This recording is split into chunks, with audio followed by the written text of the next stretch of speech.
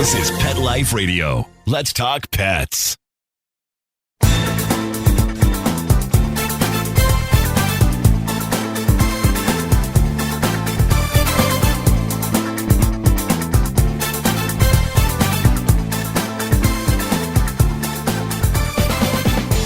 Hi, everybody. Cheryl from Unleash. And today I have a very interesting, exciting show. I'm here with Shayne and Laura, and they're going to tell us about their wheelie pups. These are angels. These are people that take rescue pups that probably nobody else would adopt because they require so much work. Hi, Shayne. Hi, Laura. How are you? Hello. Good afternoon. How are you today? Hi, good afternoon. So before we talk about the pups, let's get a little background on yourselves. Age before beauty, who's going first? That'd be me. I'm the older one. I am a middle school math teacher, and I sort of fell into the whole wheelie dog thing by accident. I had been an animal lover and had 2 dogs for about 19 and a half years. And then something magical happened. And that's kind of how we fell into the wheelie dogs. But I've been an educator for the last 20 plus years. Started teaching up in New England and then moved to Florida and taught elementary school and then moved into middle school. And that's where I am now. And I love it. So that is my full-time job in addition to having the wheelie pups and their fur brothers and sisters. So we have a total pack of 16. 16. Yes. 16 total, yes. 16 candles. Yeah. Yeah, exactly. And Shayne, you are the primary caregiver for all 16. That's correct. So you wake up at the crack of dawn? We wake up before that, way before that. Someone's always got an issue somewhere or a little spat where they're wrestling each other. And they're all small, right? Yes. They're all small. The only large dog we had was about 60 pounds. He was a golden retriever, German Shepherd mix. And he passed away of old age just about 6 to 8 months ago. Wow. So the rest of them are all 24, I think is our heaviest, 24 pounds. That's not with their wheels. No. Well, that's just our chubby little curly poodle mix. Well, I have to say they are very happy. So they certainly do not know that they have any disabilities. They don't. And that's so I bring them to my classroom sometimes. Oh, that's wonderful. I started doing that when I was teaching at a predominantly Haitian school. Sometimes children are fearful of dogs. And so one thing I started doing was bringing Max, because Max is very gentle and he's very sweet. And I just sort of let him roll around. And as he was doing that, the kids would come out and they would kind of, they just sort of look at him at first. And then they'd very slowly ask if they could pet him or touch him. And I did that through aftercare for about a year. And then what started to happen was they wanted to see them more and more. So I started bringing Max to school. And through doing that, I broke down some barriers for some children who really were fearful of dogs, because seeing them being disabled, but being normal. Whether it's to kids or to people that have normal pets or whatever with no disabilities, they get to see, as you said, Cheryl, that you can tell that they're very happy. We've run into you at the dog park several times, and they just zip around and have no idea that there's any different from any other animal. No, because they really keep up with the other dogs, that I could say. They jump off curbs, they chase squirrels and lizards. Because they're dogs. They're dogs. They're happy, little, excitable dogs. Yeah. So how did you get into this, Shayne? I mean, you just went along with what Laura said was going to be, because you are the primary caregiver. Why don't you tell me what your day is like? I usually get up between 4:30 and 5:30. Try to let the ones that don't need the wheelchairs, I try to get them in the backyard and everything, just because it's not daylight yet. When Laura gets up to start work, we automatically start the cycle of bathing, which some of the ones that in our wheelchairs need to be expressed, which means you have to squeeze their bladder to get the most urine out of them that you can. So we start out with a bath, and we have a nice big kitchen sink, and they rotate out. It's kind of like a ballet that she and I have going back and forth. She tells me when she's ready for the next one, and I carry them over to the sink and start drying off that one and just go from there. Wow. And you mentioned to me that you take them to rehab. Every day you go? Once a week, we go to rehab. We can't afford to go every day. How many do you take to rehab? 3. We have 3 currently in rehab right now. Physical therapy and rehabilitation. Acupuncture. And it obviously helps because they are healthy. And how old are the ones in the wheelies? They range anywhere from about 3 years to about 10 years.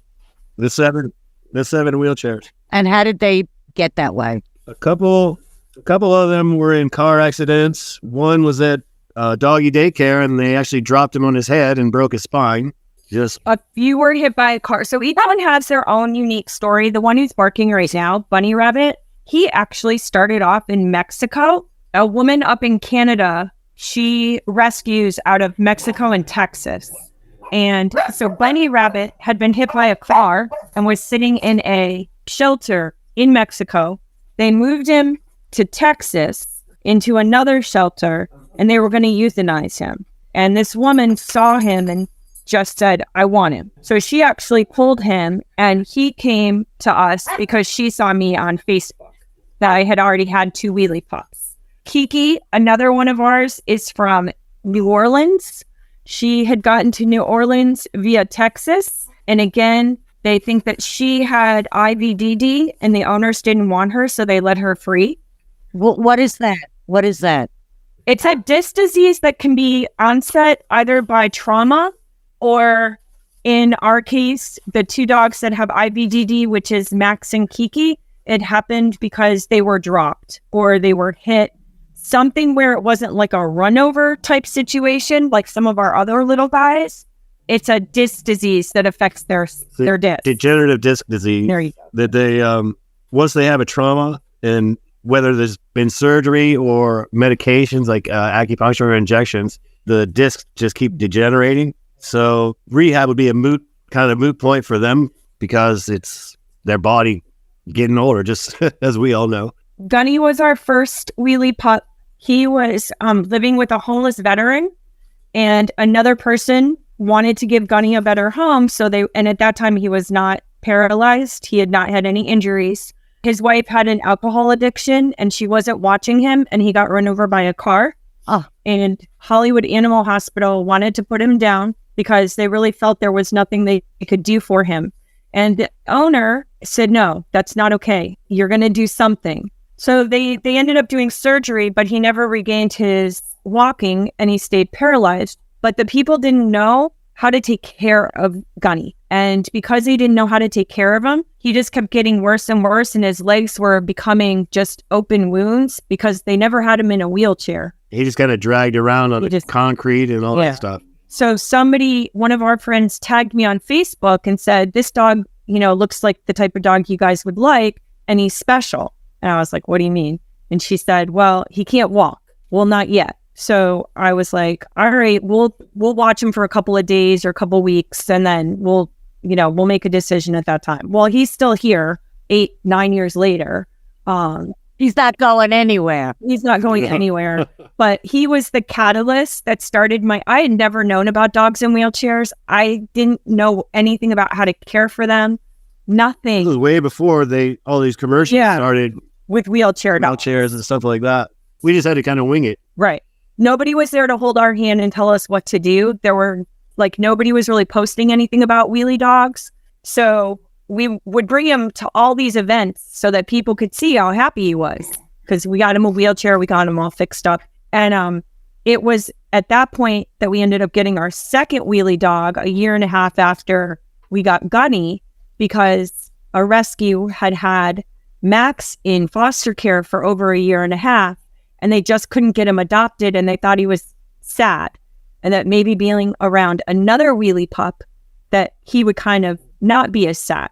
So we offered over the Christmas break several years ago to take him in and to let him hang out, and he's still here. And then it just sort of went like that. Our 2 newest rescues were an owner surrender. The rescue wanted to take them in. They were desperate, looking for anyone who had paralyzed dog experience. And that's pretty much the other reason why these guys are all here with us. there aren't people with the knowledge and experience that will take them in. So the rescues won't take them unless they know for sure they have somewhere to go. That's how you get them. So they all just kind of end up here. So we now have our latest one is a mother and daughter, 2 little Shih Tzus, 3.5 and about 1.5 years old. Wiggles and Wonky. And Wiggles is paralyzed and will never walk, but Wonky goes to therapy and she's making really great progress, but she does not have a normal gait. She has a neurological disease that will continue to plague her the rest of her life. So she really won't ever be normal. Essentially, her legs do like Seabiscuit, the little egg beater motion. Yeah. Is how her legs move, hence the name Wonky. I mean, you got to come up with names for them all, right? Well, I have to. Yes. That's why our shirts have all their names. We have quite an interesting group. All 16 have very unique names. Well, they have to. Now, Shayne, you told me you have 11 different vets. Somewhere in there. Over the years, we've probably been to more than that total, but at the moment, 2 or 3 go to this one place with the rehab, 2 go somewhere else, and was generally set up by the rescues that we got them from, because those particular vets would have an idea and a background on each of the dogs when we initially got them, and they had their initial intake and all that. But yeah, we've got quite a few different veterinarians. And they all get along? Yes. The dogs are the veterinarians. Good dogs. Famously. They have their moments, and he sees a lot of that. He sends me stories and takes pictures of crazy stuff that he sees. I'm sure he can tell you about radar and some of the other shenanigans. Well, he told me that things happen at night once the wheels come off. Oh, yeah. Well, it's a full-out wrestling match sometimes. It's amazing. They have a great old time at it, too. So with this show, we're hoping that we could get you some help. I mean, even if somebody out there that lives kind of near us in South Florida even wants to give you a break, because really, Shayne, you're with them all day long. I mean, you're home with them. That's true. There's days that I don't even leave our 4 walls. Are you ever able to leave the house, both of you together, and leave them all in the house alone? Just for short times. If we can go out to dinner or something like that, just for a couple of hours maybe. Okay.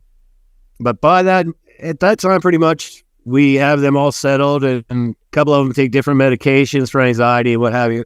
So we kind of make sure that they're balanced out before we would even attempt to leave together. But I haven't been to a movie theater or a vacation or anything like that in years. That's not going to happen. Right, exactly. Because you wouldn't enjoy yourself because you'd be worrying. I'd be completely obsessing over whoever was supposed to be taking care of them was doing it right.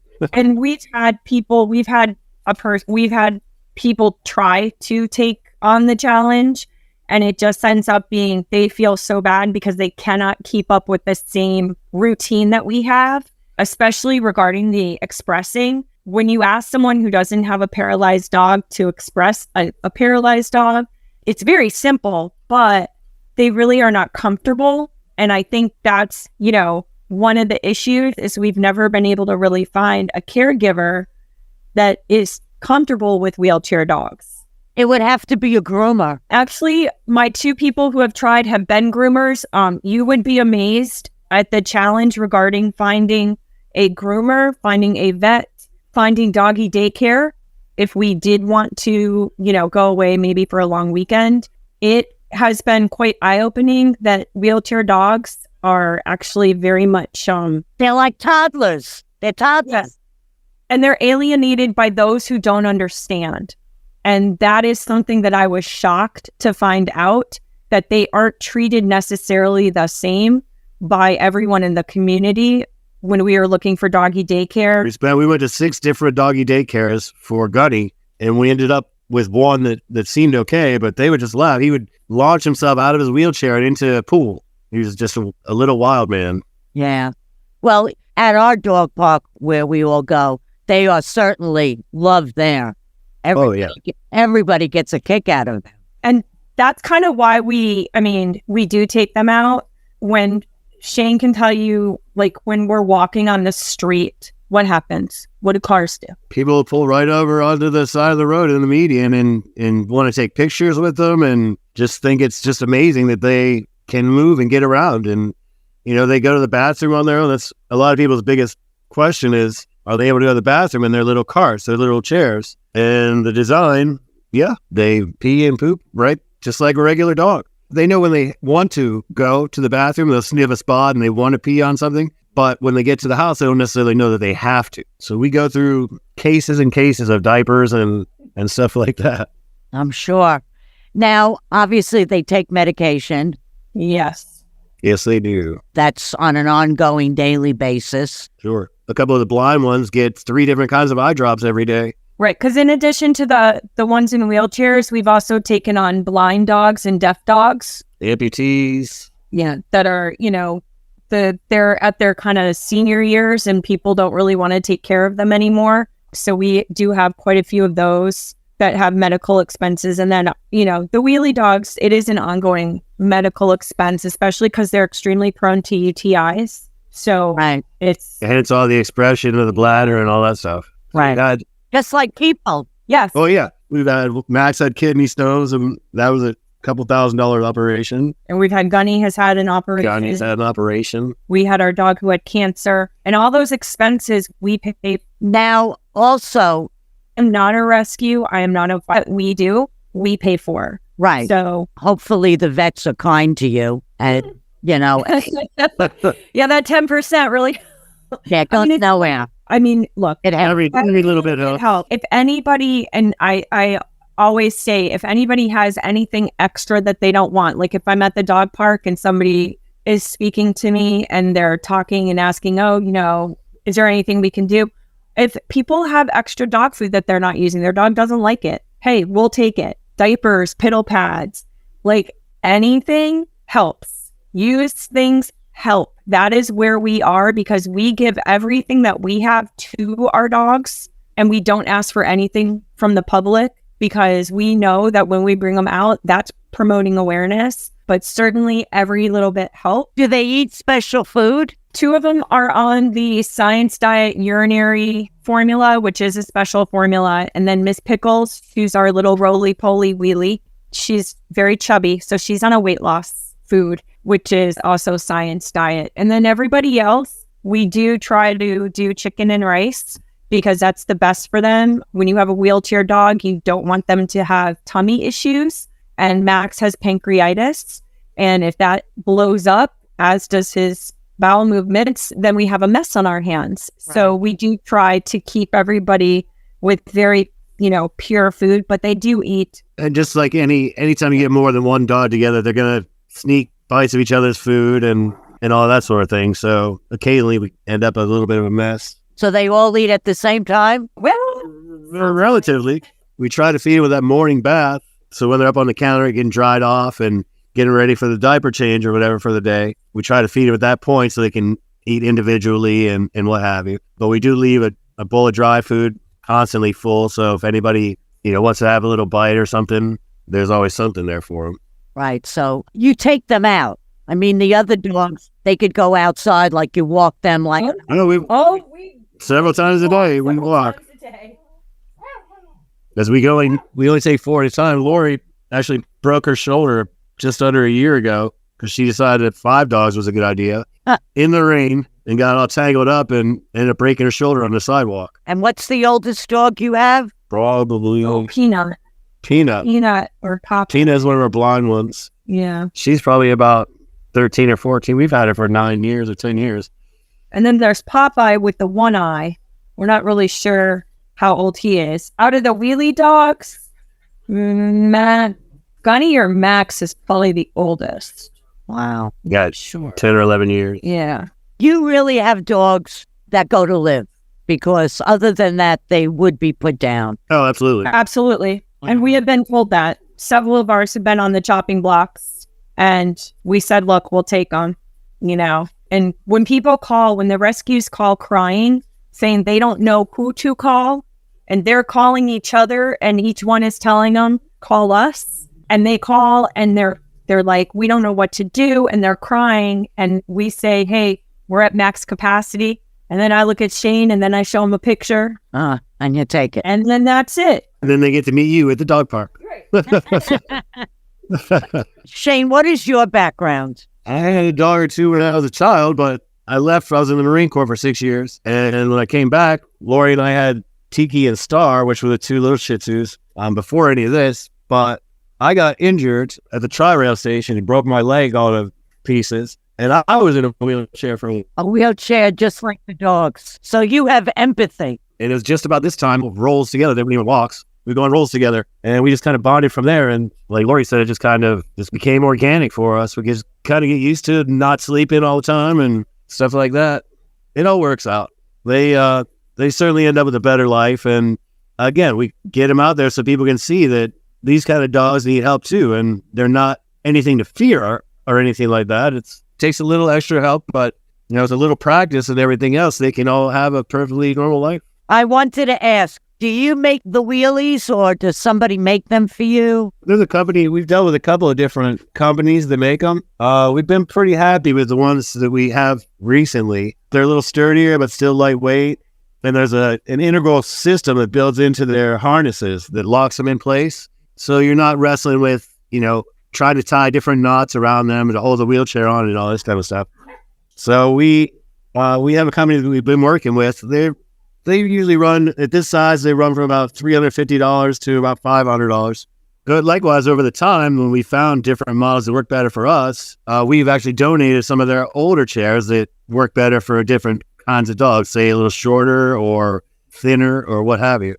So we always try to pay it forward again to other people who are willing to take on the challenge, It is a challenge, and you both are angels. There's a gold ladder for you somewhere. My mom might disagree with you on that one. So, let's tell our listeners, if they have anything extra, because every little bit helps, that you have a GoFundMe. What is it called? So they could give money. It's called Rolling with the Wheelies, Wheelie Pups, that is. And they also have an Instagram that you can follow and watch their shenanigans at the dog park. They're called the 6-pack of wheelies, like the number 6 pack of wheelies all together. But now we have 7 wheelies, but we're going to keep that 6-pack of wheelies for now. Okay, and spell the GoFundMe. Spell it. Okay. So it's Rolling, ROLLING, with WITH, the THE, Wheelies, WHEELIES. Wheelie, WHEELIE again. Pups, PUPS. That is. Exclamation point.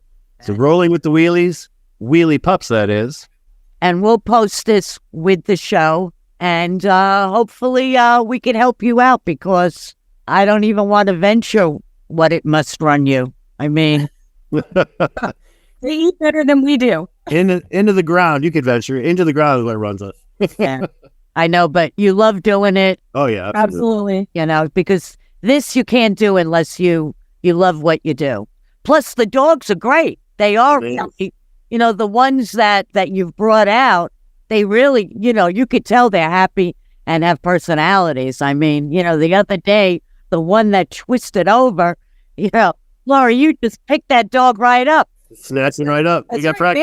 Ran down, and we just pick him up, and he goes right back on his way.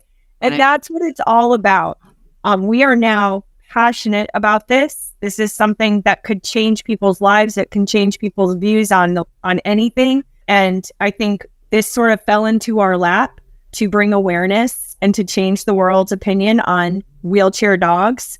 And they have challenges just like we do, but they persevere and they survive and they're happy. And that's the most important thing when I hear people who are like, oh my God, but they're so happy. The smiles on our faces. I'm like, what would you think? Right. I make a lot of jokes and stuff like that about it, but what we get back from them, love, devotion, and they're crazy for you, you can tell that they're so grateful. So just so gracious and happy to see you. And they know that they might have a little more difficult time in life if it wasn't for us. So they try to give us that love right back. Well, I hope that we could do something for you. And I hope that a lot of people who are listening could feel differently about animals, whether they are deaf or blind, because, they're also overlooked a lot in the shelters.